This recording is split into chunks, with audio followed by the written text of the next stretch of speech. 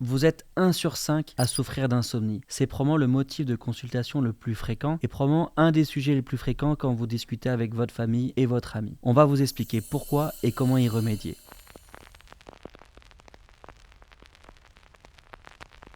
Le sommeil va se comporter normalement pour récupérer et permettre de faire cette journée. Dans l'insomnie, ce qui se passe, c'est que vous avez des difficultés d'endormissement, de réveil nocturne et de réveil répété ou de réveil précoce, ou l'impression de manière plus globale que sur votre sommeil, il n'est pas réparateur et ne fait pas la fonction de vous permettre de faire vos journées. C'est ce qu'on appelle l'insomnie. Dans cette partie de l'insomnie, il y a l'insomnie aiguë, c'est finalement le phénomène occasionnel, une contrainte, on ne dort pas, on était soucieux. Et ce qui nous intéresse le plus en médecine pour répondre à la question des patients, répondre à leurs attentes, c'est la forme chronique. Et sa définition, c'est d'avoir cette insomnie plus de 3 fois par semaine, plus de 3 mois. Et qu'il n'y ait pas d'autre chose qui l'explique mieux ou d'environnement qui permettrait de trouver une solution évidente pour résoudre ce problème. Vous souffrez d'insomnie et j'ai une bonne nouvelle pour vous. Nous avons développé des techniques psychologiques validées scientifiquement, brèves, applicables pour tous et par tous avec des professionnels de santé, mais également par vous-même avec des conseils simples. 3 astuces, 3 leviers pour mieux comprendre votre sommeil et résoudre votre insomnie. La première technique, c'est le contrôle du stimulus, la restriction du temps passé au lit et en troisième, le recalage progressif. Mon coup de cœur est celui que je voudrais vous partager comme élément technique simple pour mieux dormir,